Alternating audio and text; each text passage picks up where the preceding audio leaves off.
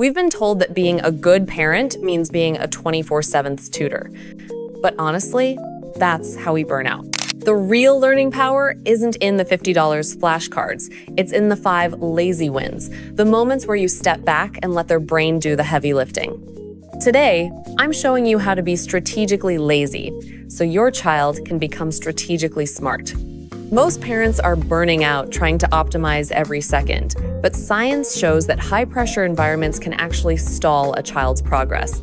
Today, I'm sharing 5 lazy parenting wins. These are low-effort, high-reward habits that turn your normal daily routine into a brain-training powerhouse without you lifting a finger. Number 5 is something you're probably doing right now, but you're missing the one small tweak that makes it an IQ booster. Let's get into it. The first lazy win begins with narrate less and let them think. Most parents feel the urge to explain everything, every step of a puzzle, every button on a toy, every part of a story. We think, if I don't tell them, they won't get it. But here's the surprising truth. When we over-explain, we actually short-circuit their natural problem-solving abilities. Pausing even for just a few seconds gives your child the chance to predict, hypothesize, and connect dots on their own. That moment of silence is where real brain growth happens. Their neurons fire as they try to figure out what comes next or how do I solve this instead of relying on you. Over time, these tiny moments strengthen working memory, improve executive function, and train their brain to think independently rather than passively following instructions. Let's make it practical. Instead of saying, put the red block on top of the blue one, you can just place the blue block and pause. Watch your child analyze, test, and adjust. Their brain is now doing a workout without a single word from you. This also builds confidence because solving a problem themselves feels far more powerful than being handed the answer. You know why it works so well? Because the brain learns best through active engagement, not passive listening. Silence forces prediction, trial and error, and mental modeling, all critical skills for fast learning. When children figure things out themselves, the learning sticks, and they begin to approach new challenges with curiosity and initiative rather than dependency. Now, before moving on to the next point, if this video helps you in any way, don't forget to like the video and leave a comment. Lazy win #2. Let them struggle a little. Second win comes with a little struggling phase. As parents, our instinct is to swoop in the moment our child says, I can't do it. But here's the truth. Those small moments of struggle are where the magic happens. The brain doesn't grow from instant solutions, it grows from effortful problem solving. When children push through challenges on their own, their neurons fire, form new connections, and strengthen the pathways that make learning faster and more durable. Think of it like exercise. Lifting a weight that's slightly heavy feels uncomfortable at first, but it builds real strength. The same goes for the brain. When your child wrestles with a tricky puzzle, a math problem, or even tying their shoes, they're building resilience, focus, and mental stamina skills that textbooks and flashcards can't teach. The key is strategic patience. Watch them, cheer them on silently, but don't intervene too quickly. Offer hints only if necessary, or ask guiding questions like, what do you think might happen? Have you Or- tried this? Not yet. These tiny nudges keep them thinking without doing the work for them. It works because learning occurs when the brain is slightly challenged, not overwhelmed, not spoon-fed. The struggle forces children to explore multiple solutions, evaluate outcomes, and make decisions independently. Each small success strengthens neural pathways associated with problem-solving, persistence, and adaptability. Lazy win #3. Turn chores into covert lessons. Chores aren't just tasks, they're secret brain gyms. Folding laundry, sorting socks, or helping unload groceries may seem mundane, but they are actually powerful exercises for the developing mind. The trick is, you don't need to turn it into a lesson. In fact, trying too hard ruins the magic.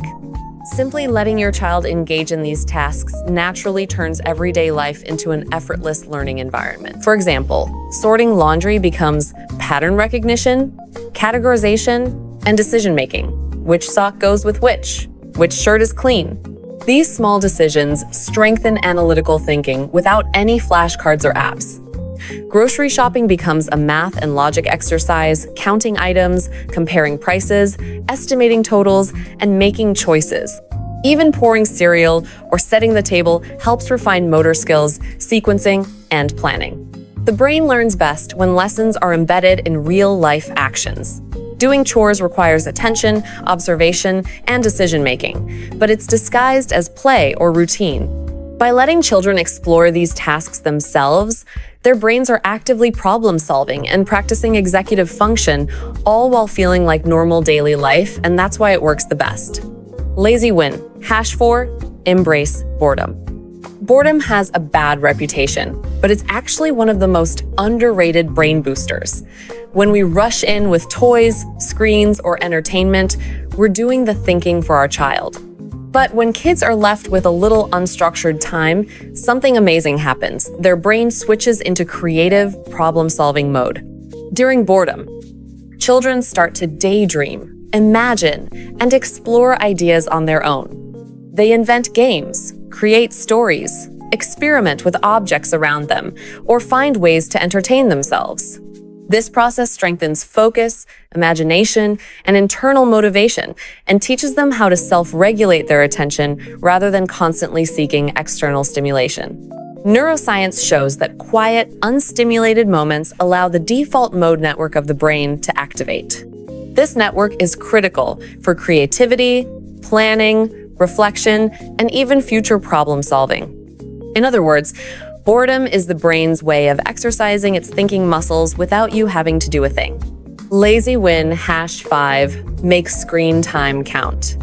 Let's be honest, screen time gets a bad rap, but it doesn't have to be wasted time. In fact, it can be a stealth learning opportunity if you add one tiny tweak. The trick isn't to ban screens or hover over them. It's to turn passive watching into active thinking. Here's how it works. After your child watches a show, video, or educational clip, ask one simple reflective question. Something like, What happened next? or Why do you think that worked? that's it. No lectures, no corrections, just a quick nudge that pushes their brain to process, analyze, and summarize what they just saw.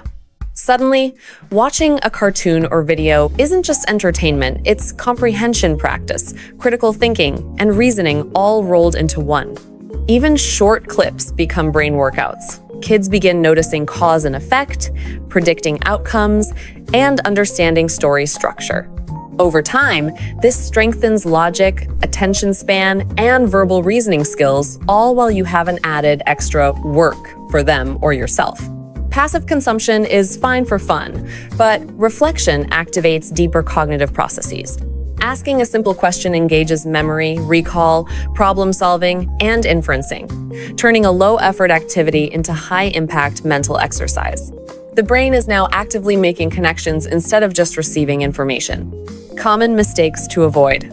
One of the biggest traps parents fall into is jumping in too quickly.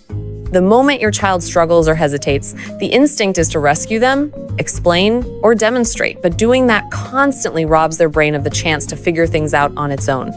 Over-explaining is another common pitfall. Long instructions or step-by-step narration might feel helpful, but it actually turns learning into passive listening instead of active problem-solving. Expecting perfection is another mistake. These lazy wins are about effort, curiosity, and experimentation, not flawless execution. Finally, constantly filling quiet moments with toys, screens, or structured activities prevents their brain from practicing focus, creativity, and independent thinking, which are exactly the skills you're trying to build. Signs it's working. You'll know these strategies are paying off when you start seeing subtle but powerful changes.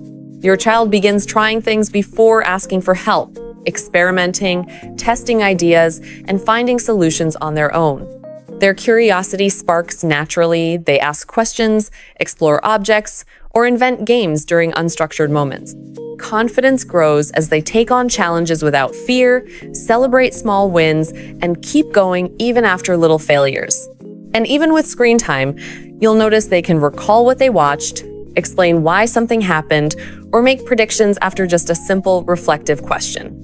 These aren't just small wins, they're proof that their brain is actively growing, thinking, and learning exactly the way you hoped. At the end of the day, being a good parent isn't about hovering, over-explaining, or filling every minute with lessons.